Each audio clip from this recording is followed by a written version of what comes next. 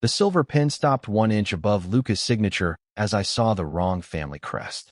Crystal chandeliers burned above the Moretti Corporation's anniversary gala, their light sliding across black marble and towers of champagne. A string quartet played beneath the applause, but all I heard was the dry whisper of paper as Luca turned to the final page. 7 years beside him had taught me the meaning of every pause. This one meant he intended to sign without reading. I moved through the guests, catching perfume, cigar smoke, and the metallic chill of the air conditioning. 2 Moretti guards shifted when I crossed the velvet rope around Luca's table. I ignored them. Mr. Moretti. Luca kept his eyes on the document. Not now, Elena. Across from him, Vittorio Bellandi watched with both hands folded over his cane. Beside Vittorio stood a man wearing the Rossetti family's crimson pin, at a ceremony where the agreement named the Rossettis as excluded intermediaries. If Luca signed, Bellandi would appear to have authorized a Moretti seizure of Rossetti shipping routes. By midnight, 3 families would be choosing sides. I placed my hand over the signature line. The quartet continued playing, but the men around the table went still. Luca finally looked at my hand. Move it. I slid my annotated copy beneath his pen and tapped page 46. The appendix was replaced after legal approved it. Clause 14 transfers disputed ports through a Rossetti shell company while identifying Bellandi as guarantor. Vittorio's cane struck the marble once. Luca read the clause. His jaw tightened. I opened the document history on my tablet and showed him the midnight revision, the altered seal, and the routing number. No accusation. No spectacle. Just enough truth to stop the room from becoming a battlefield. Luca closed the folder. This version is void. Vittorio studied the evidence, then nodded. The pressure around the table loosened by a fraction.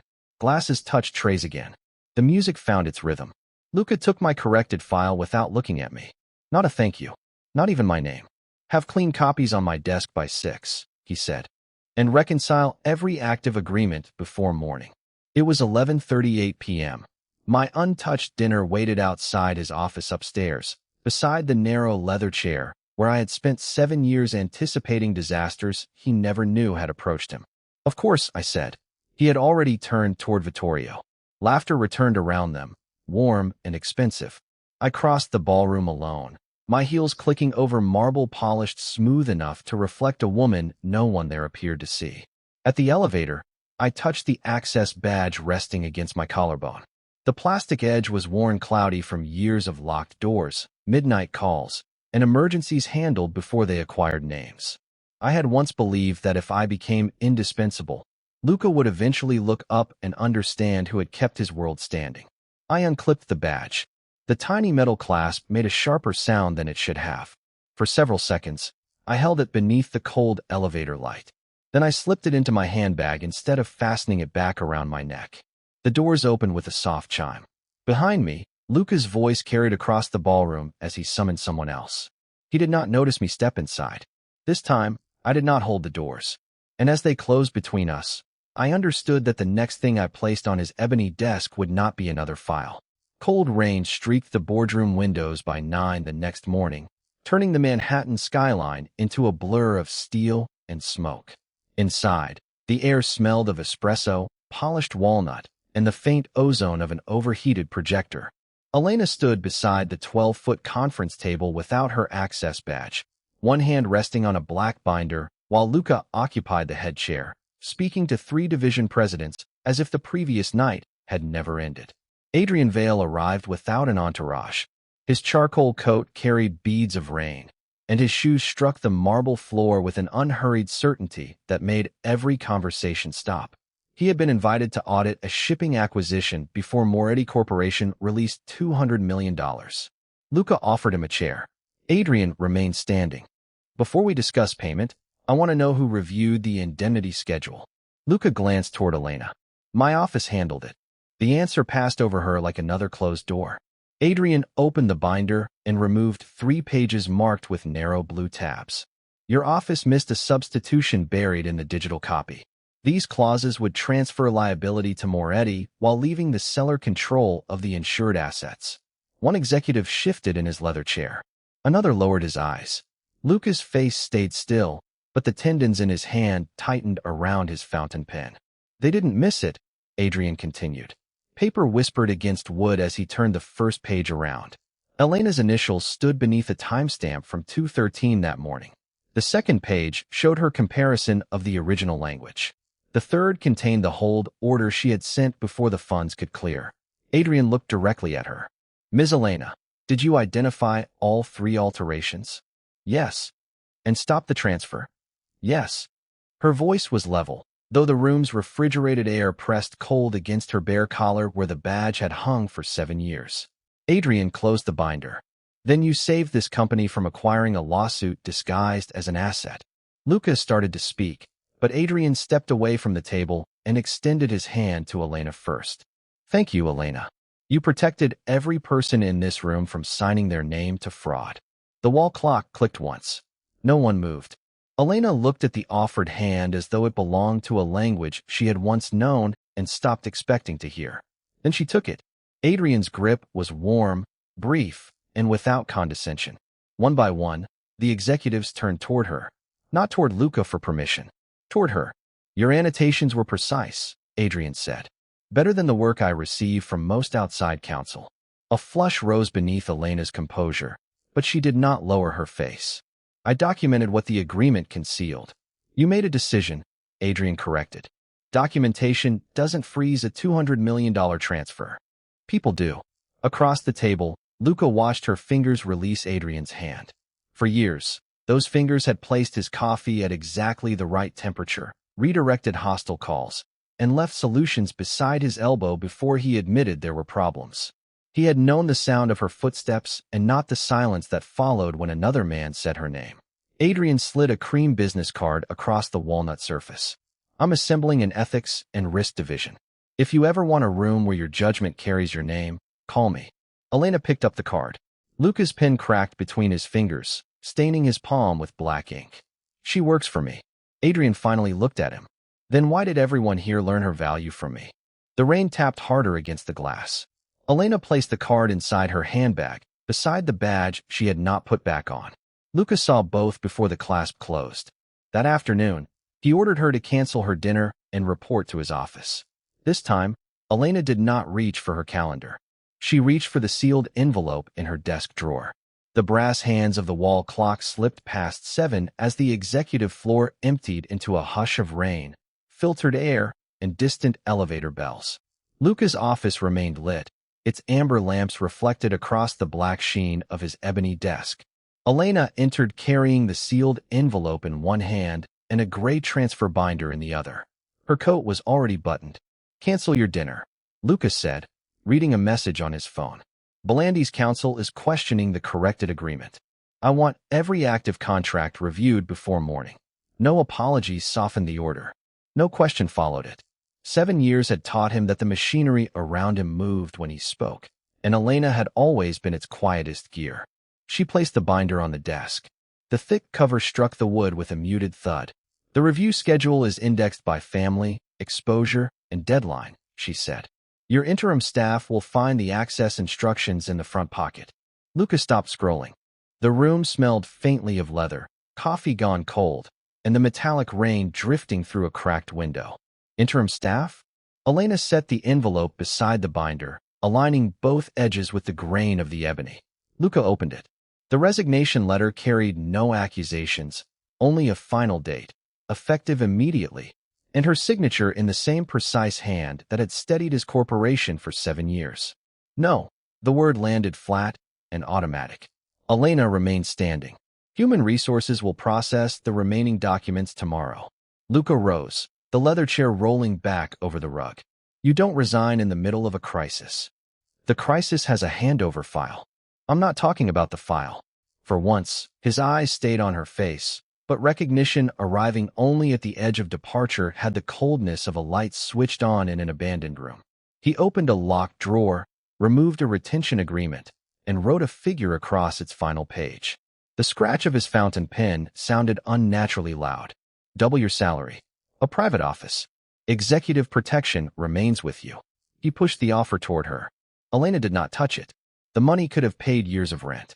The Moretti name could stop questions at guarded doors and make certain dangers turn down another street.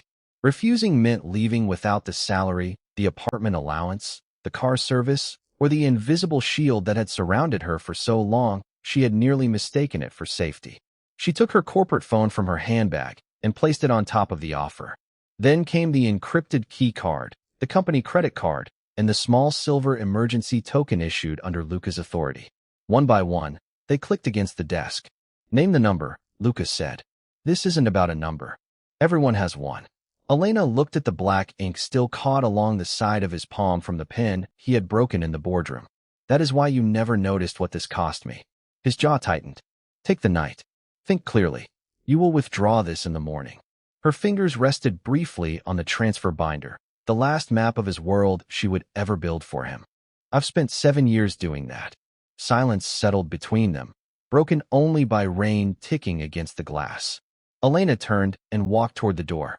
"If you leave this office," Lucas said, his voice lower now, "Moretti protection ends with your employment." Her hand paused on the brass handle. Then she opened the door. "I understand." The lock released with a soft mechanical click. Elena crossed the threshold without looking back, and for the first time in 7 years, Luca Moretti gave an order that changed nothing.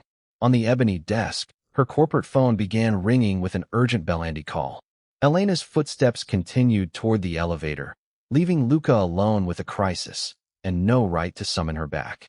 The urgent ring cut through the office, sharp against the rain and the low hum of the ventilation system. Luca lifted Elena's abandoned phone from the ebony desk.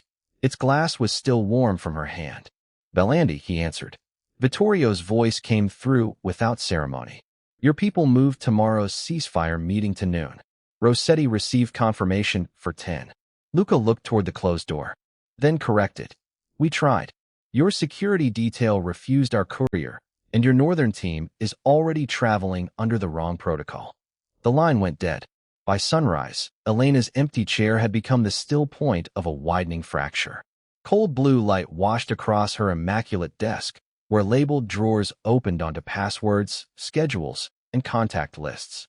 The handover binder contained every fact Luca's executives requested. It did not contain Elena's judgment. His operations chief called the Belandi family too early and insulted a grieving patriarch during funeral observances. Legal sent a revised truce draft through corporate email, where a Rossetti advisor interpreted the formal channel as a threat. 2 Moretti convoys arrived at the same warehouse within 6 minutes of each other, each believing the other had violated its route. Luca moved between conference rooms, issuing orders faster than assistants could record them. Phones chimed. Printers spat warm pages smelling of toner. Coffee cooled untouched beneath white ceiling lights. Every command produced another collision. "Call Vittorio. He won't answer us. Use the private number. It isn't in the directory." Luca's gaze shifted to Elena's desk. She had known which widow required flowers before negotiations, which capo heard urgency as disrespect, and which alliance could survive a delayed payment but not a missed birthday. None of it had been written as policy because none of it was policy. It was memory. At 11:17 a.m., the red secure line illuminated. Vittorio appeared on the wall screen from a dark-paneled room, his jaw rigid beneath amber light. "Rossetti believes you scheduled 2 meetings to divide us." "I did not. Intent no longer matters. Their delegation leaves in 43 minutes. When they leave, the ceasefire ends." Luca opened Elena's binder and turned through pages that suddenly felt bloodless beneath his fingers. Tabs, numbers, procedures, a perfect map with no instinct for weather. "Give me an hour. You have 43 minutes. Vittorio disconnected. Luca ordered 3 executives out, canceled the northern deployment, and redirected both convoys away from the warehouse. The moves prevented an immediate confrontation, but they stripped security from a Moretti shipping corridor and exposed how little authority remained once his timing failed. For years, Luca had believed obedience held the empire together. Now men were waiting for explanations, allies were measuring insult, and every clock in the building seemed louder than his voice. His attention settled on the empty chair beyond the glass wall. Elena had not merely managed his time. She had absorbed the consequences of his indifference before they could reach him. The secure phone rang again. A Rossetti representative delivered the deadline in 6 cold words. "Bring Elena, or the truce is over." Luca's hand tightened around the receiver. For the first time, the most powerful man in the room had no order left to give. Only a choice he no longer had the right to make for her. Cold rain silvered the windows of the Vale Ethics and Risk Division, turning the city below into a blur of headlights and wet black pavement. Inside, amber lamps warmed the exposed brick, and the air carried the bitter scent of coffee and fresh printer ink. Elena stood beside a conference table in the navy dress she had planned to wear to dinner, her worn access badge absent from her collar for the first time in 7 years. Adrian Vale closed the last page of her employment agreement and slid a fountain pen across the walnut surface. "There is no protection clause," he said. "No debt disguised as loyalty. If you sign, you answer to your judgment, not to me." Elena touched the pen but did not lift it. Through the glass wall, 2 Moretti sedans waited at the curb, their engines idling beneath the rain. Luca had not come upstairs. He had sent neither an order nor an apology, only a handwritten request asking for 5 minutes. "You don't owe him that," Adrian said. "I know." Elena signed her name. The scratch of the nib sounded louder than the traffic below. Adrian added his signature, then extended his hand. "Welcome aboard." For 7 years, every agreement placed before Elena had required her to protect Luca's interests. This one protected her right to leave. She shook Adrian's hand, gathered her coat, and walked downstairs. A Moretti driver opened the rear door, but Elena passed him and stopped beneath the stone awning. Luca stood several feet away without an umbrella. Rain darkened the shoulders of his black coat, and water ran from his hair along the hard line of his jaw. "The Rossettis demanded you at the warehouse," he said. "I told them you no longer work for me." Elena held his gaze. "Then why are you here?" "To ask whether you will attend as an independent mediator." No command. No mention of what the truce would cost him. A yellow cab hissed through a puddle at the curb. Adrian emerged behind Elena, carrying a wide black umbrella. "The offer includes legal backing," he said. "If she chooses to go, she goes under Vale authority. She leaves when she decides." Luca's eyes shifted to Adrian's outstretched arm, then returned to Elena. He could have threatened him. He could have invoked the shipping corridor, the family's waiting, or the bloodshed her absence might unleash. Instead, Luca stepped aside. "Your choice." Elena looked toward the Moretti sedan, its armored door waiting like the mouth of the life she had just escaped. Then she looked at Adrian, the first man who had thanked her in public, offered her work without ownership, and now waited without touching her. She slipped her hand through his arm. The motion was small, deliberate, and entirely her own. Luca did not move as they walked past him beneath the umbrella. At the curb, Elena paused. "I'll mediate," she said, "but not for Moretti. I will represent the civilians and employees who would pay for your truce." Luca's face remained still, yet his hand opened at his side. "Agreed. And Adrian comes with me." A bead of rain struck the awning. "Agreed." Adrian opened the cab door rather than the Moretti sedan. Elena entered first. As he followed, Luca remained on the sidewalk, watching another man leave with the woman he had once believed would always be waiting outside his door.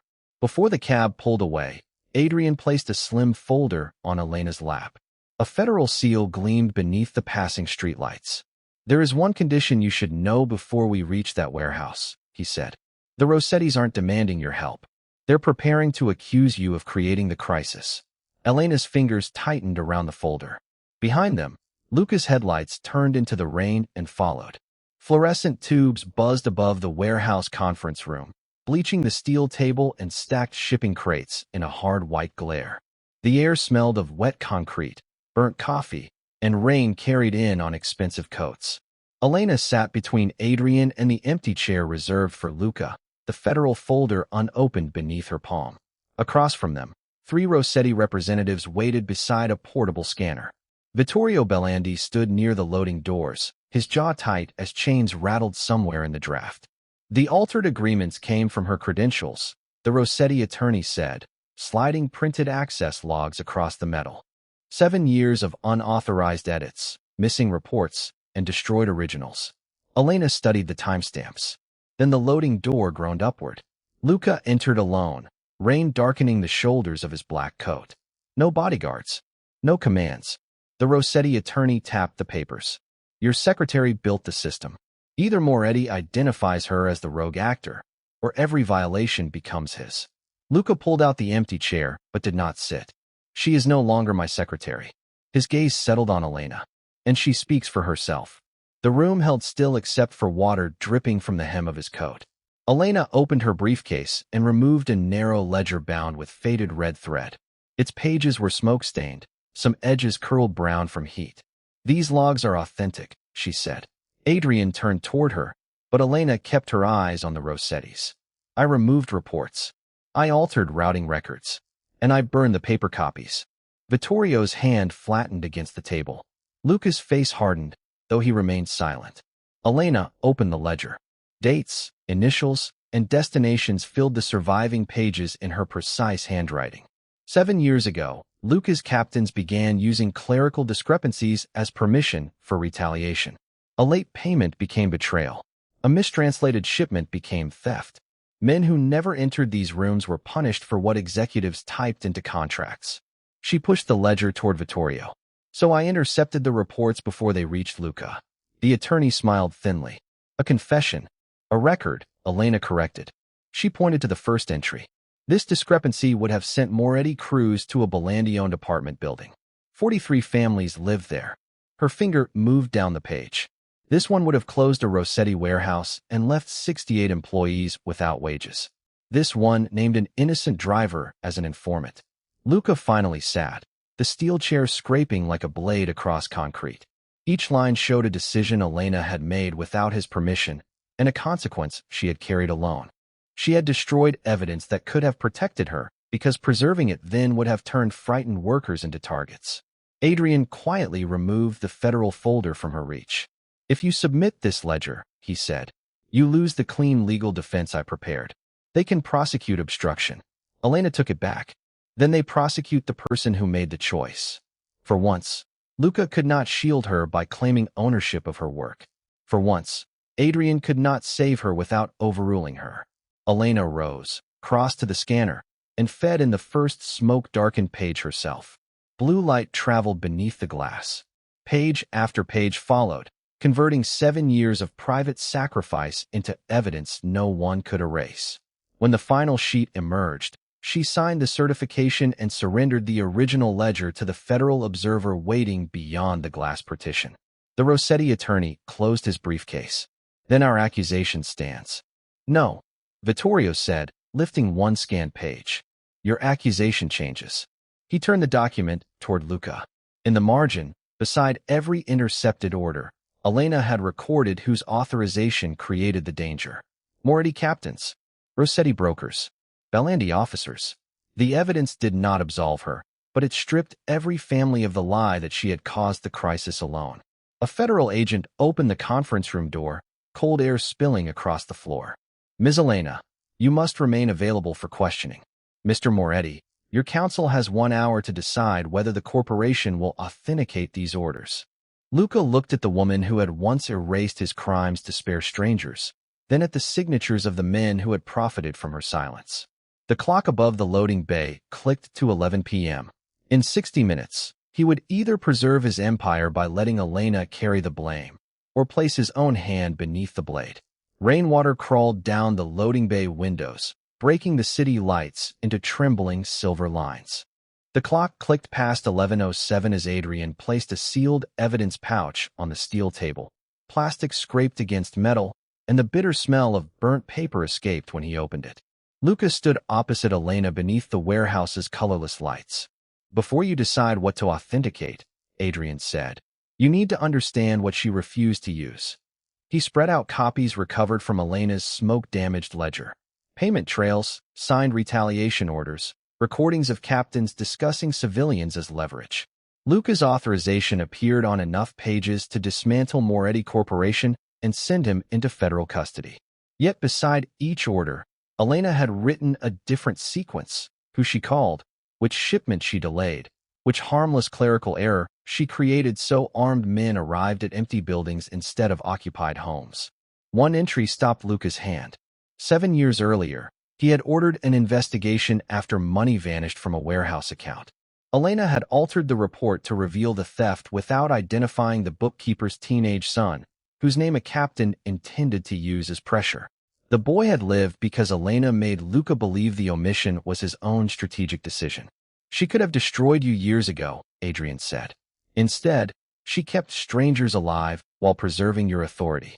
Luca turned toward Elena. Cold air moved through the loading dock, carrying diesel fumes and wet concrete. Why?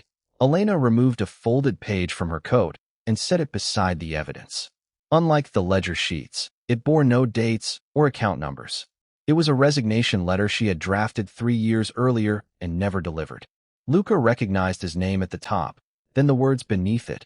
I mistook being needed for being valued. His thumb stopped over the final lines.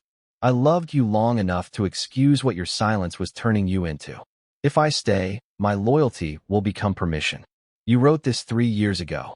The night you approved the Belandi retaliation without reading the casualty estimate, Elena replied.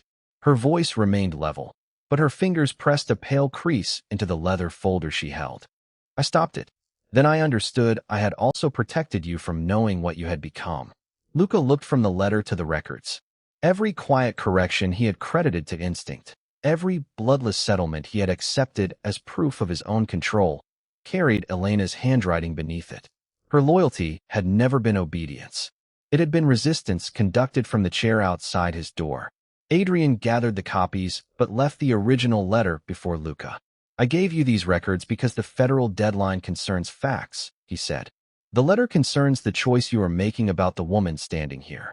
Elena slid her ledger across the table toward the waiting federal agent, surrendering the last thing that could have protected her alone. Then she faced Luca without stepping closer. Do not authenticate those orders for me, she said. Do it only if you are willing to become accountable for them. The clock advanced to 11:14. 46 minutes remained. Luca picked up the letter, folded it along its old crease, and placed it inside his jacket, not as a promise, but as a judgment he could no longer order someone else to carry. Across the table, the federal authentication form waited beneath a white cone of light. For 7 years, Elena had stood between Luca and the consequences of his name. Now she stepped aside. Choose without my silence, she said. The second hand clicked beneath the warehouse's corrugated roof, each beat sharpened by rain striking the metal overhead. Fluorescent light washed the authentication form in sterile white, while the air smelled of wet concrete, burned paper, and cold machine oil. At 11:16, Luca drew the form toward him. Elena remained across the table, her hands empty now that the federal agent held her ledger. Luca did not ask her to reconsider. Instead, he uncapped the pen and checked the box marked authentic. The orders carry my authority, he said. His signature moved across the page in one controlled stroke. Every altered report began with an instruction issued by my organization. Elena prevented the consequences. She did not create them. The federal agent pressed a timestamp onto the form. Its mechanical snap cut through the rain. The accusation against Elena changed in that instant, from suspected architect of the conspiracy to a witness who had obstructed criminal orders to protect civilians. But Luca did not release the pen. He pulled his phone from his jacket and called Moretti headquarters. Shut down the enforcement division, he told the operations chief. Revoke every field authorization. Freeze its accounts and surrender its servers to federal custody. A voice crackled through the speaker, first questioning, then protesting. Luca placed the call on speaker. You'll lose the captains, the man warned. The ports, the protection contracts, everything your father built. Luca looked at the old resignation letter inside his open jacket, then at Elena's access card lying beside the smoke-stained ledger. That is the instruction. He ended the call before obedience could disguise itself as loyalty. Adrian watched the network confirmations arrive one after another, green icons turning gray across his tablet.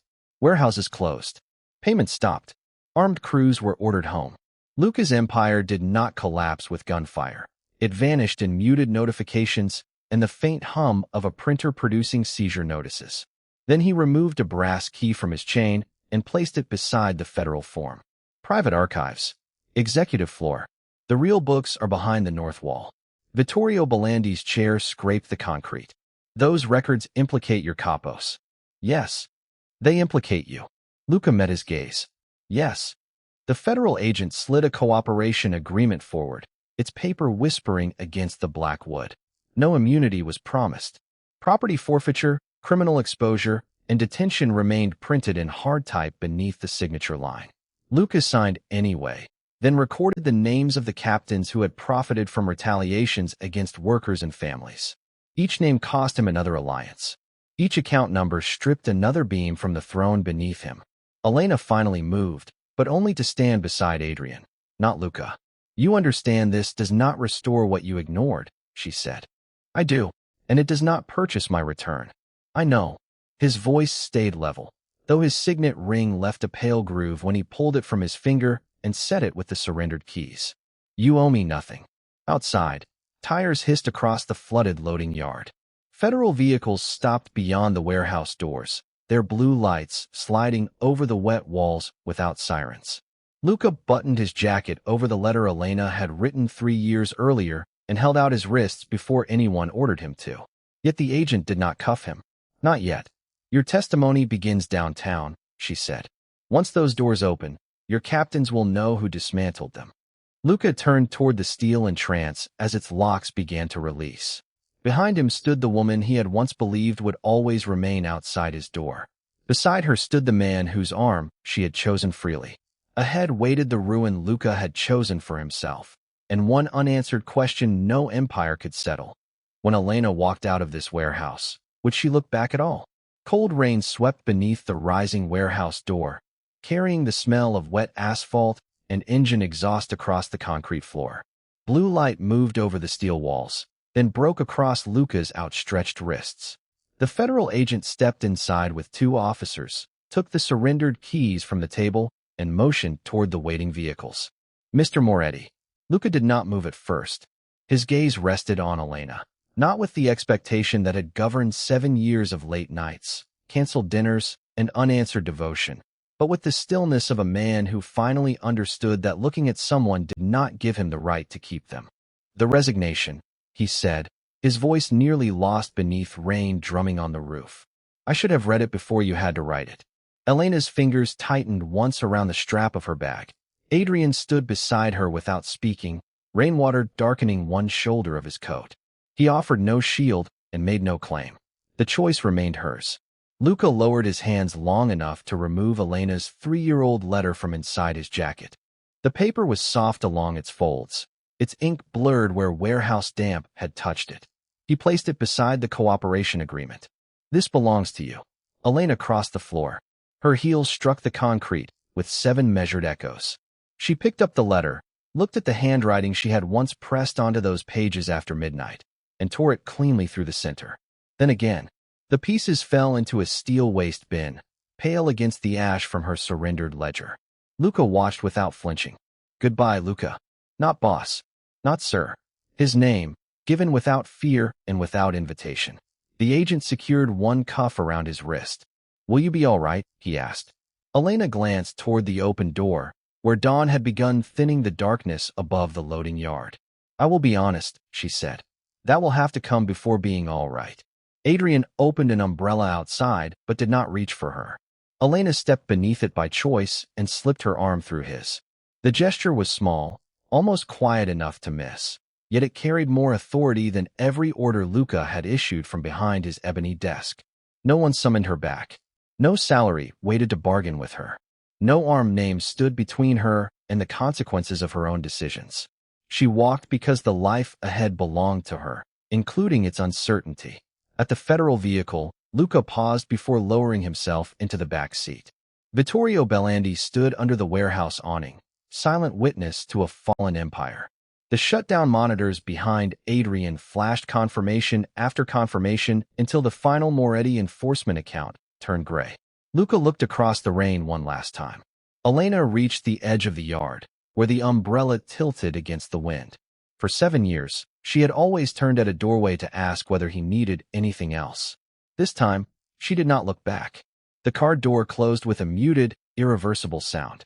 Luca accepted the road downtown, while Elena continued toward the waking city beside the man who had remembered her name. And that morning, dignity was not something a powerful man restored to her. It was the life she chose when she walked away.